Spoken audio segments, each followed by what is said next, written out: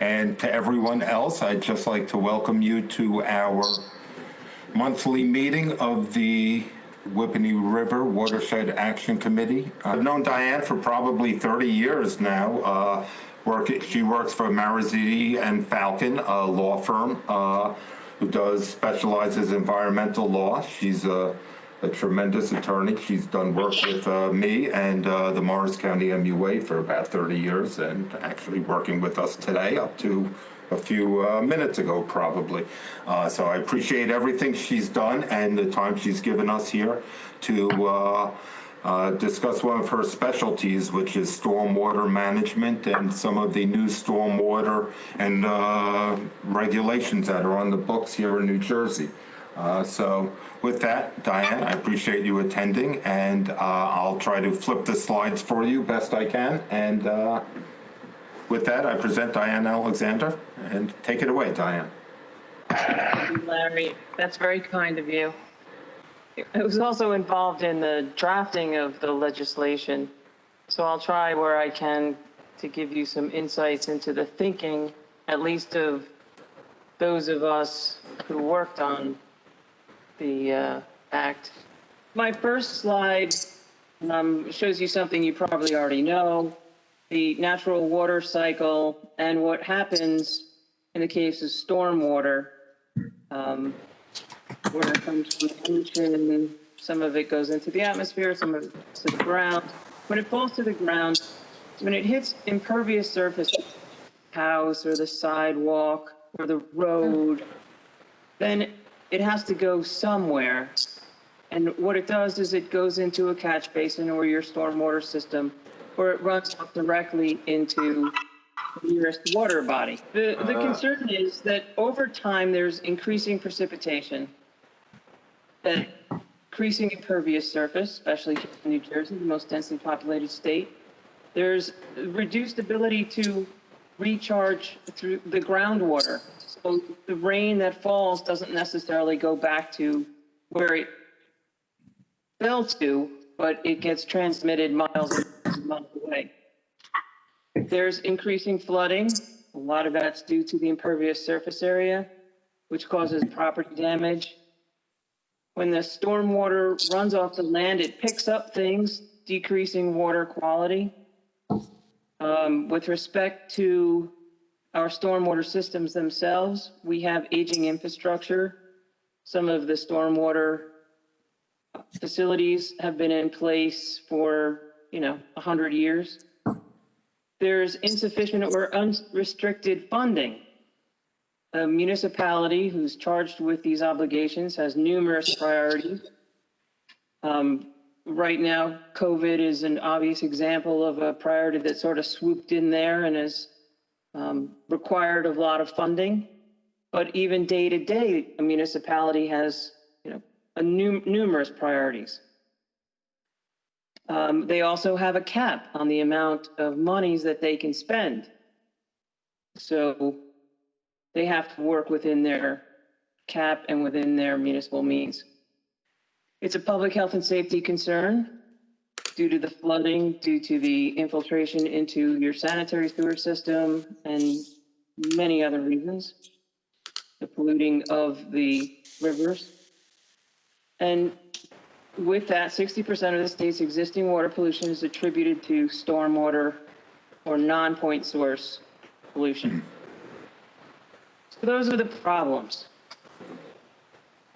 We have already in our toolbox several avenues to address stormwater. We have the Stormwater Management Act and the Stormwater Management Rules.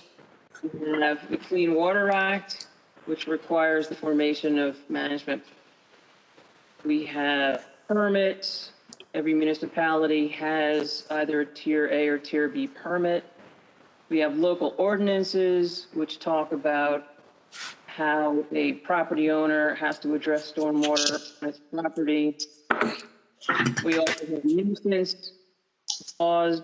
We also have nuisance case law. We also address stormwater management in our land use approvals. As I said before, there are two types of permits, the Tier A permit and the Tier B permit. If you The majority of municipalities, especially around here, are Tier A permits, but the more rural municipalities have Tier B permits. So what are these permits? What do they require? They require that you come up with a plan and that you manage your stormwater. They require that you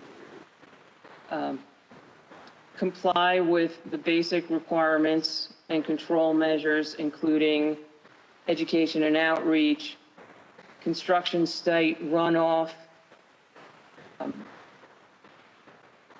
requirements, and then after the construction, post-construction stormwater management. That's for new developments and redevelopment.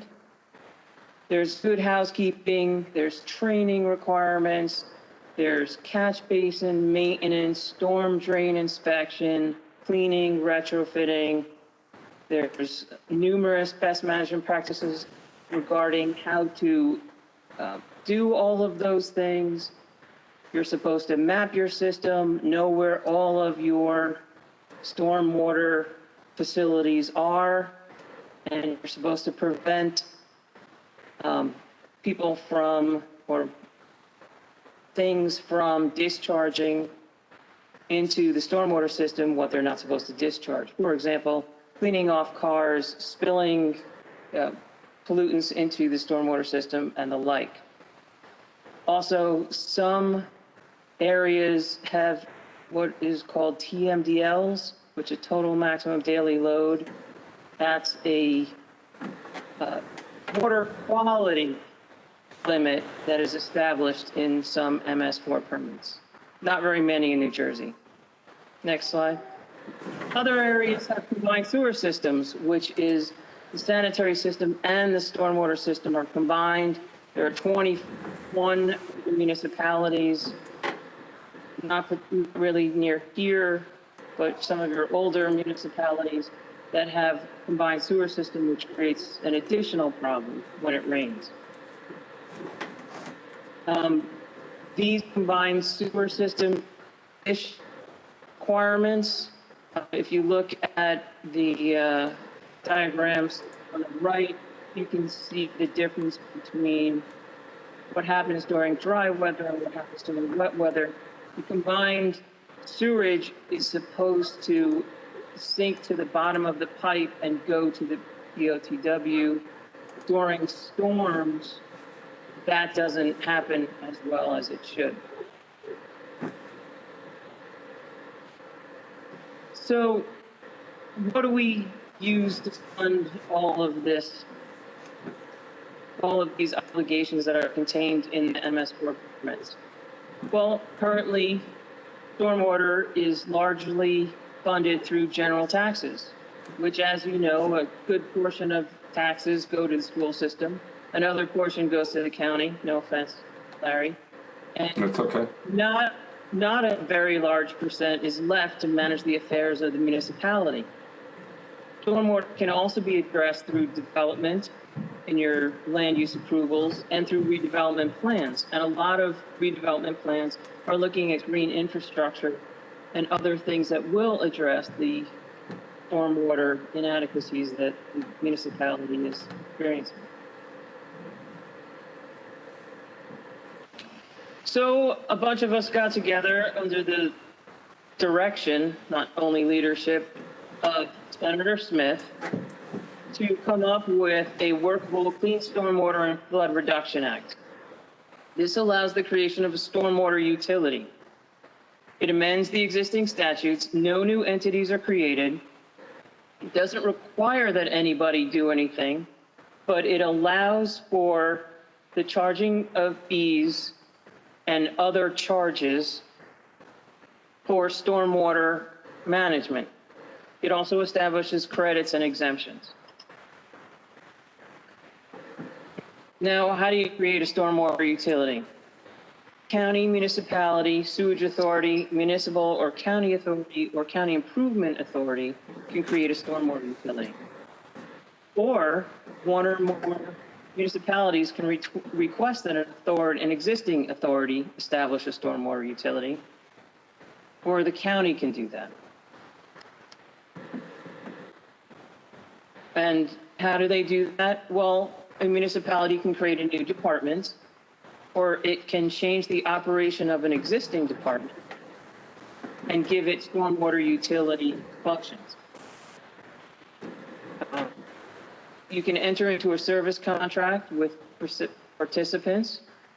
You can enter into a shared services agreement with other towns or your sewage authority or your county authority.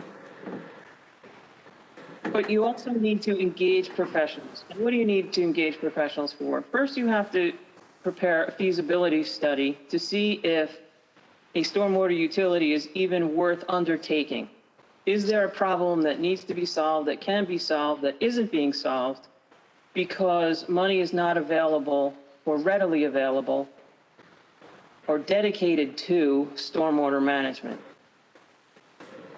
That group of professionals will also identify the actual fees that will be charged to the users and the benefits of those fees.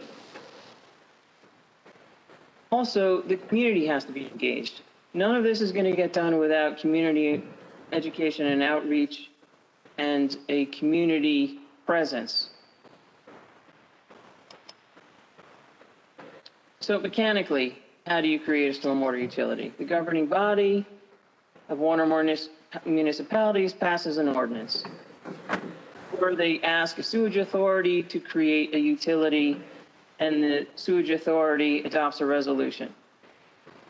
All of those documents, legal documents, are sent down to DCA and the DEP, and you have yourself a stormwater utility. So what can a stormwater utility do? Importantly, a stormwater utility can collect fees and other charges. They can collect fees from the owner or occupant of a parcel, but the fees must be fair and equitable. And that's where your professionals come in evaluating what is fair and reasonable. There are many ways to establish fees. Some are based on impervious surface, others are based upon things, but what they need to be is uniform, fair, and equitable. 5% of the fees go to NJDEP in an amount not to exceed $50,000. The legislature also established credits. So if a property doesn't want to pay a stormwater fee, they have to manage and operate their stormwater system and address stormwater on site. Now there will be a fee for the general municipal stormwater system, which is benefiting everyone, but with respect to their impervious cover, they would be given a credit based upon how much they effectively treat and retain on site. You have to have a well-operating on-site facility, and it has to be approved by your stormwater utility. Now, the reason we talked about doing this is because we wanted to encourage green infrastructure, people treating stormwater on site. One of the problems, the concerns that I discussed earlier was that stormwater is falling here and going there. That's the way it's always been addressed, but that's not the best system for the environment. So what this law tries to do is tries to create an incentive for people to address stormwater in situ.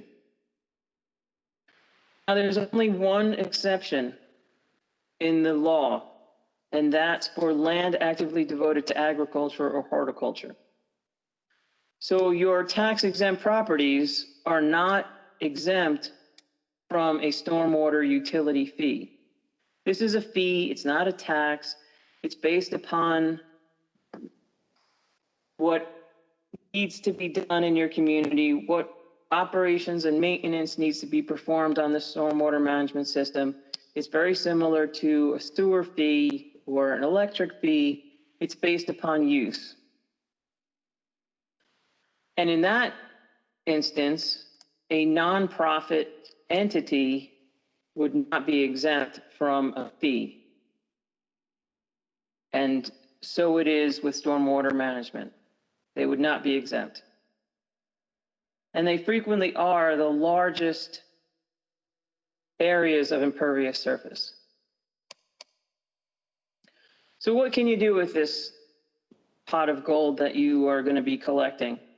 Well, there's very limited number of ways you can use it.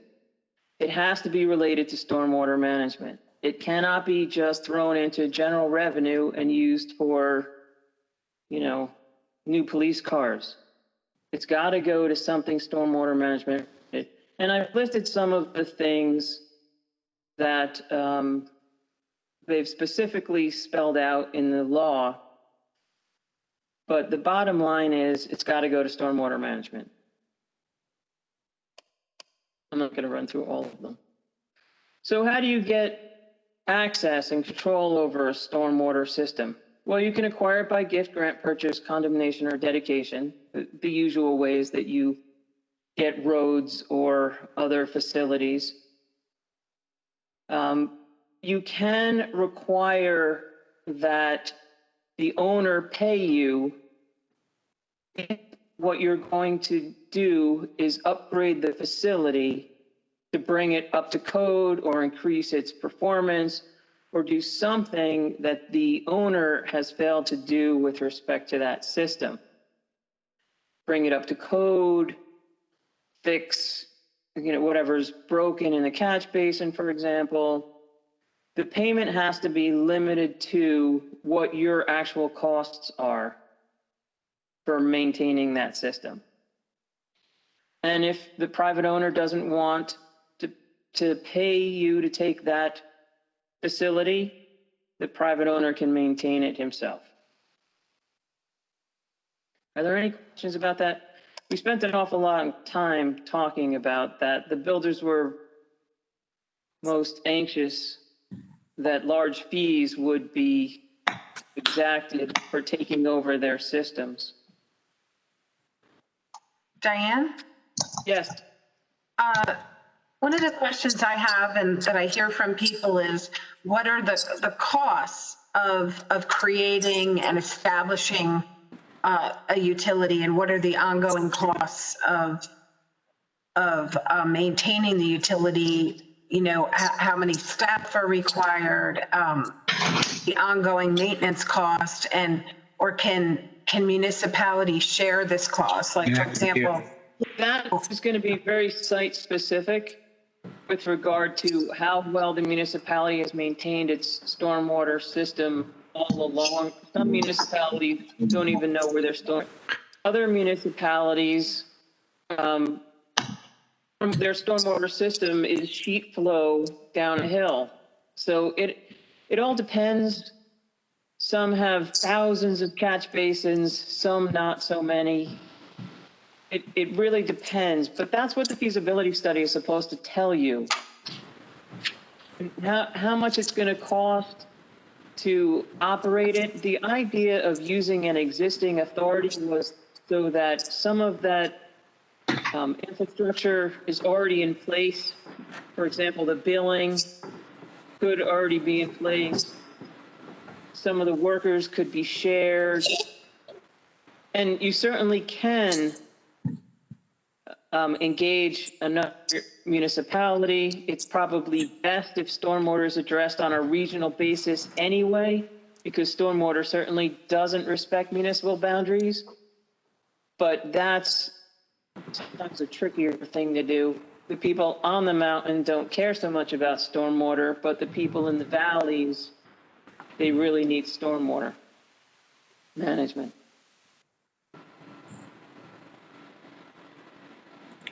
Anyone else with some questions at this moment?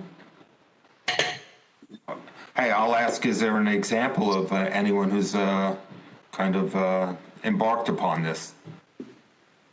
Well, I'm going to get to some examples of what some authorities are doing. I can't say that there is a stormwater utility created in New Jersey, and the more flooding there is, and the more problems a municipality encounters, the more likely it is that a stormwater utility will be created to address those issues. But every municipality has to identify what it is that it needs to resolve in order to determine whether the costs are worth the establishment of a utility. But what is good about a stormwater utility in that regard is that it shares the costs evenly amongst those users of the system, as opposed to the tax base, which exempts many properties that do contribute to the stormwater system.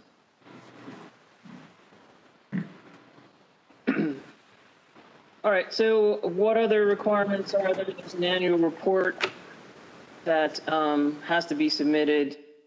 You'll be able to see what others are doing with regard to stormwater utilities.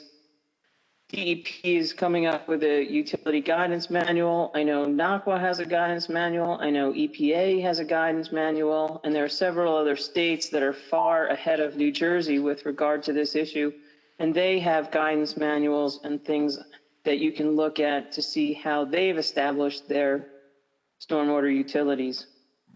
There are 15 or 1,600 stormwater utilities in this country. New Jersey has none so far. Are they based certain geographic locations in the country? This is Allison again. They're all over. They are all over. You'll find a lot of them near like the Chesapeake and other large water bodies that are particularly impacted by stormwater.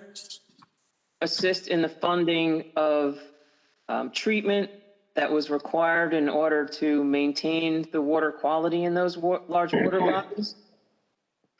New Jersey doesn't have any numeric effluent limits in their stormwater permits, but should they get numeric limits, stormwater utilities are going to be a very useful tool to address those. One of the things that we thought would be somewhat of a carrot is that up to 5% of the annual cost of utility can be transferred to the local budget. That would go back to the general revenue. Now, you asked what people are doing. I'm not going to go through all of the things. Larry can share this PowerPoint with you, and you can read through them yourself. But Brick Township MUA has long recognized that if they didn't address stormwater issues, their reservoir would be negatively impacted. So they've come up with a number of programs in order to, through shared services agreements, assist their communities in upgrading stormwater detention basins. What they do is they design it, they manage it, they upgrade it, and then they turn it over back to the community once they're sure that they're working. They also create rain gardens throughout the community and do a lot of awareness and education and outreach, which is, part of the problem is that most people don't know the impacts of stormwater or why it should be something that they're concerned about. And so education and outreach is a crucial component of any effective stormwater management program. A lot of this work stemmed from Superstorm Sandy, where our true vulnerability to storms and stormwater impacts was brought to the forefront. Another sewage authority that does some amount of stormwater and sanitary sewer work for their communities is PARSA, in Plainfield. They have a clean collection system program where they will agree to take over the collections, not take over the collection system, but operate and maintain the collection system, go through it, clean it, fix it. And in the event that there's a stormwater issue, either intruding into the sanitary system or a separate stormwater pipe that is in need of repair, they will also help troubleshoot and clean and make recommendations for repair.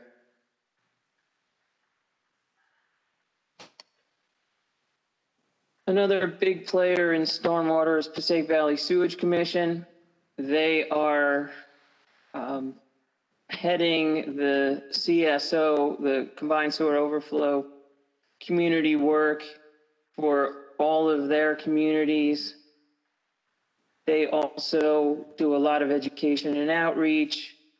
They do a lot of programs in the waterways throughout their district. They help fund green infrastructure. They help with feasibility plans. They go to the schools. They have programs that you can, they'll come into your schools and teach children about the fundamentals of stormwater and the importance of stormwater. So they're doing quite a lot of things that are stormwater related. So what can these partnerships do?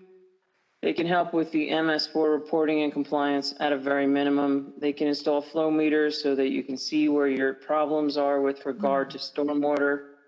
They already have licensed and trained personnel who can assist in troubleshooting and repair and maintenance.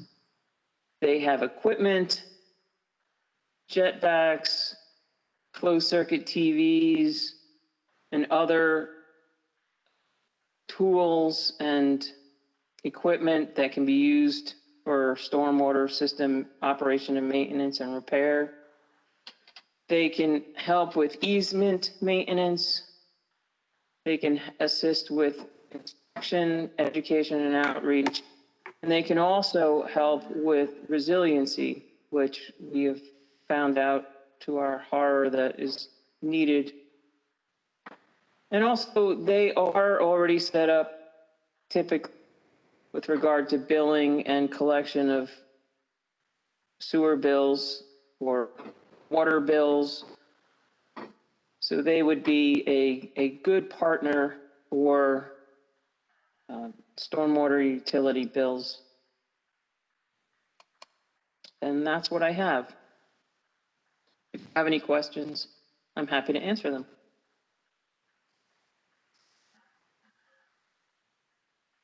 First, thank you, Diane. Let me just see if I could get myself back on here. There I am. So, anyway, I really appreciate that presentation. Just one question I would have being from the WRWAC perspective. I guess our organization touches upon many of these issues upon educating about stormwater management as it pertains to the Whippany River watershed, obviously. Do you think there's any way we could tap into any of this, or where do you think an organization like us belongs with respect to the evolution of stormwater management? It seems like we're being left behind as it's being moved into more of the institutional realm, I'll call it. Well, I think the only way that a stormwater utility is going to be created if it's a bottom-up kind of process where problems are identified and people are energized in finding solutions to those problems. I don't see that the politicians are going to attempt to or successfully establish a new fee I think it's going to be more like the Clean Water Act and the Clean Air Act, where grassroots organizations came up and said, look, this is a problem. This is something that has to be addressed. This is the way you have to address it. And just educated the public about how this just needs to be done. And I think the watershed organizations are the best people to identify the problems. I mean, you know the watershed better than nearly anybody else. And if there's a problem, you would be the one to identify it. I think it's essential that watershed organizations be involved at every level of this. From feasibility study through to explaining to the public why this is necessary. Yeah. And why it has to be done. And that's why we had you here tonight. So I mean, that's our attempt. So I certainly do appreciate that. That is what we are My trying. pleasure.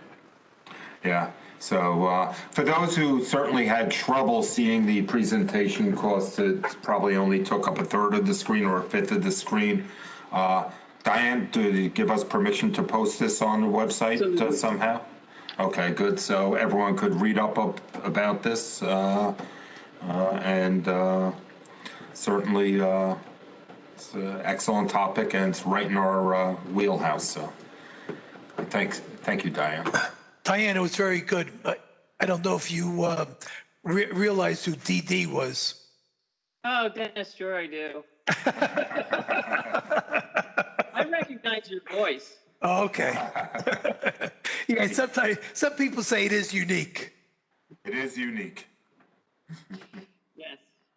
Now, I mentioned to Chris, I say, aren't you going to attend? I guess he didn't. No, he probably had somewhere else to go. I figured I would shake him up.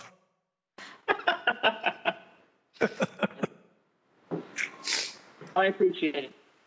Yeah. So anyway, with that, I appreciate Diane. I think we're going to continue on just with closing out our meeting here. You're certainly welcome to stay around. I mean, in the past, we'd have pizza for you, but now I've got nothing. That's all right. Yeah. But I am going. It's a new reality. It is. It's crazy reality.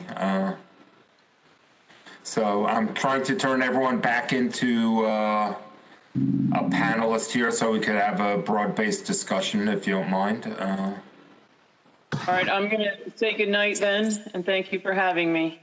Oh, thanks, Diane, once again. Thanks, Diane. Thank you, Diane. Very interesting. Hope it helped a little. No, it did. It Good did. night. Definitely. Food for thought. Definitely food for thought, and look forward to rereading it on the website. Yeah, if we're not ready yet, we'll get there, I'm afraid. Well, yeah, one of the thoughts I had was, like, what if there's known areas that are known to flooding?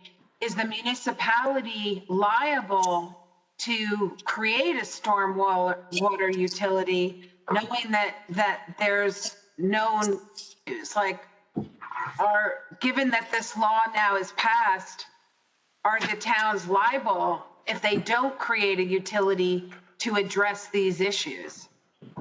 No, I would say no. I mean, I don't like to give legal advice without having all the facts in front of me, but typically a municipality enjoys immunity with respect to those personal injury type or property damage type claims. And that's because nobody would, a municipal governing body member, if they weren't shielded from those things. And there's just not enough money in the world to take care of all of the things that could potentially cause liability for a municipality. Now, if they've created it, that could be a different issue, right? Right. But I don't know that that's the fact that you were trying to address. Thanks, Diane. Thank you. Thank you very much, Diane. Yeah. Take care, good night. Okay, good Good night. night. Feed the dogs.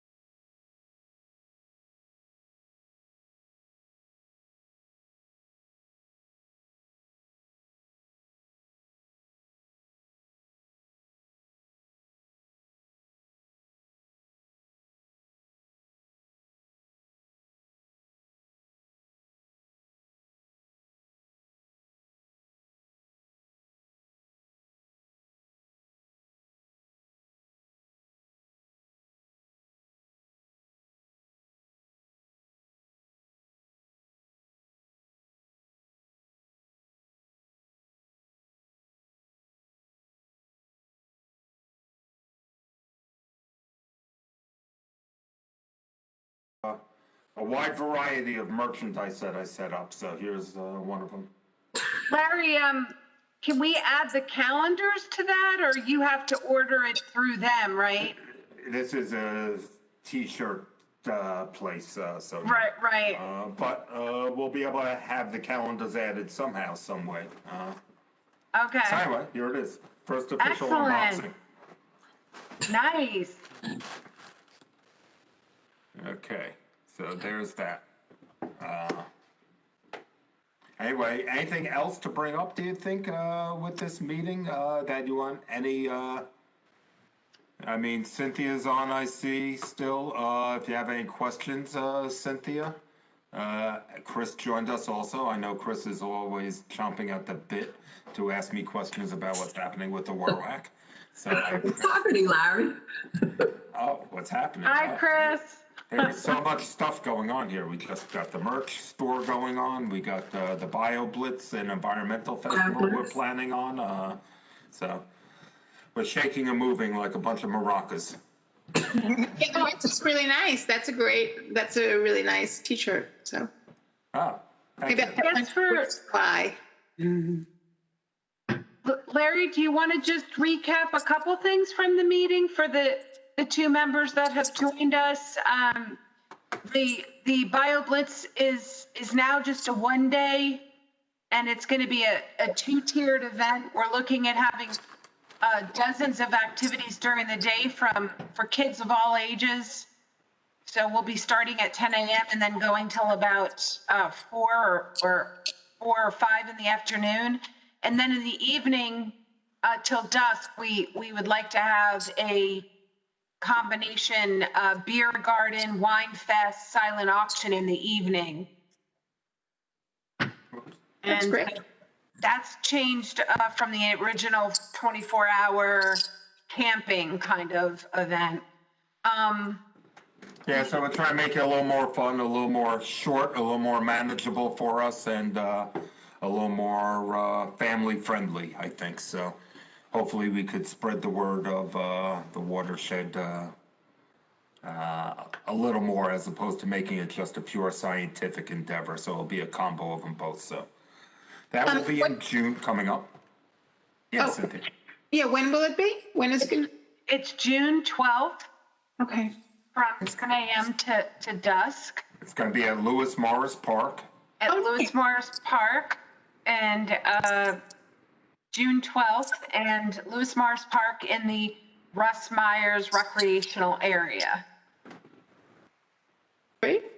So yeah, hopefully we could coordinate a nice, happy event that's good for the environment and gets word out. We could hopefully raise some funds for the organization start teaching kids about this activity.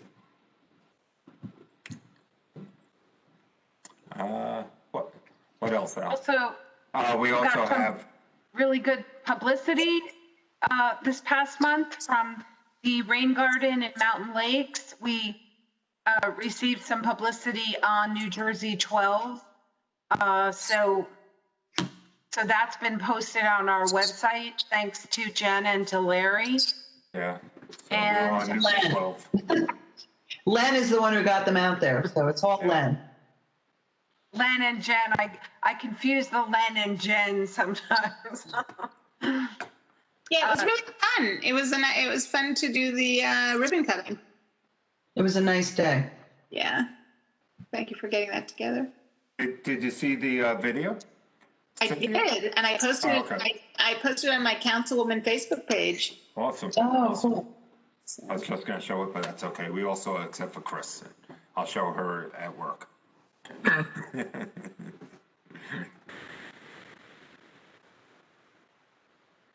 We also have a calendar we're working on that we'll be selling, so that's about to get printed pretty soon.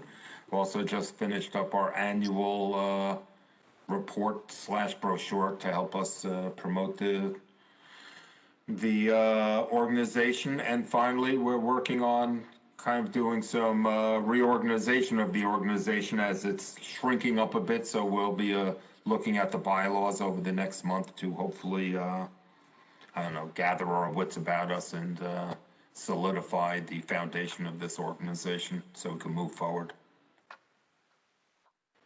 I think that's what we discussed in the executive committee for the most part. Want to show her that on the website? We also have a chronologue, which is, I don't know if you know what that is, but on our website, I don't know how big you can see it on the page. There's a thing called a chronologue, which if you could see a picture, it's a pedestal with a phone, I'll call it holster to put your cell phone in, take a picture of one site, and then it generates a long-term time-lapse picture of that site, which, whoops, this is the wrong one. I will get to it, which is right here. So far about, I'm going to say 15 people have hit it. So you're looking at a time-lapse picture of this one site from, you know, it's crowdsourcing photography and time-lapse, so it's an interesting thing.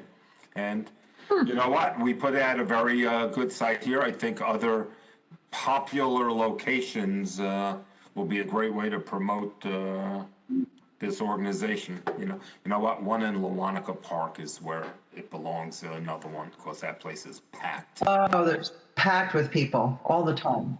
Yeah. But Larry, Lewanika Park is not in our watershed. Really? That's Great Swamp. Yeah. That's Great Swamp. Right. But you know what's packed during the summer and fall, and that is in our watershed is Sunrise Lake. Hmm. That's a little smart. Yeah, you get the same people there. I don't know. You don't get the foot traffic of all the. Anyway, we'll discuss it. Okay.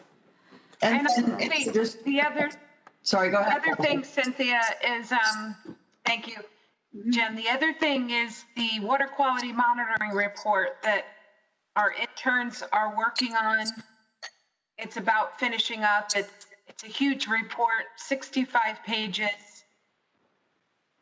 in search of the lamp mussel, which was supposed to keep the water clean and purified. So it's a very interesting report, and that'll be coming out soon. Wow. And very professionally done that these young interns did from FDU and from the Morristown Baird School. We're very grateful. And then we have another intern working on our donor database, prospect database. And he's got about 1,000 records so far. And he's going through Google Maps and identifying houses that are along the tributaries and the rivers and the bodies of water. And then we're going to direct mail to these people fundraising flyers and an appeal and an invitation to attend the BioBlitz. Great.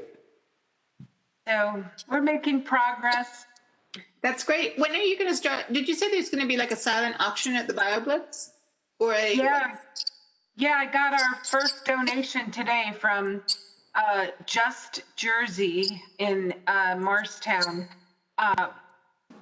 They said they'd be happy to help, and I know Tina Bologna very well. She's from my Anject days, and while she didn't directly say she would donate something for the auction, she said she'd be happy to help with the event, and I think they'll do something. But Larry actually is donating some of his watercolors.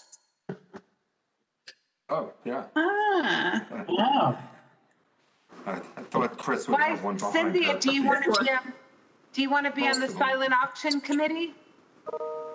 I can try and think of, I don't know if I want to be on the committee. That sounds so official, but I can try and find donations. If you're at, if there's a place to store things, then as I, do my thing, I can try and find donations. Oh, excellent. Okay, I'll give you when we finalize the solicitation packet, I'll give you all the forms and stuff. That sounds great. Okay, thank you. I was just going to say, we have the kayak trip on October 17th. I'm sure it wouldn't hurt to promote it to whoever's on the call. At a Speedwell.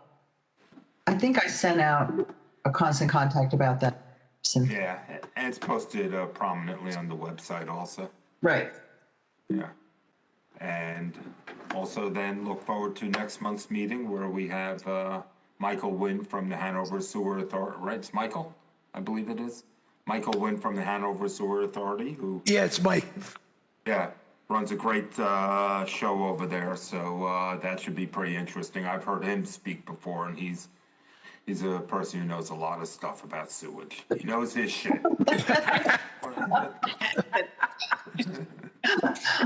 Oh, boy. It's getting late. Yes. So speaking of which, I think we should probably call it quits at this point, right? So, Okay. Thank you, Larry. Good So, meeting. Yeah, good meeting. Appreciate everyone's help and attendance, and I make a motion to adjourn. Second. Thanks, Dennis, and have a wonderful time till we all meet again and see each other again. Thank you, Larry. Thank you. Okay, bye. Thank you. Night. Night. Bye.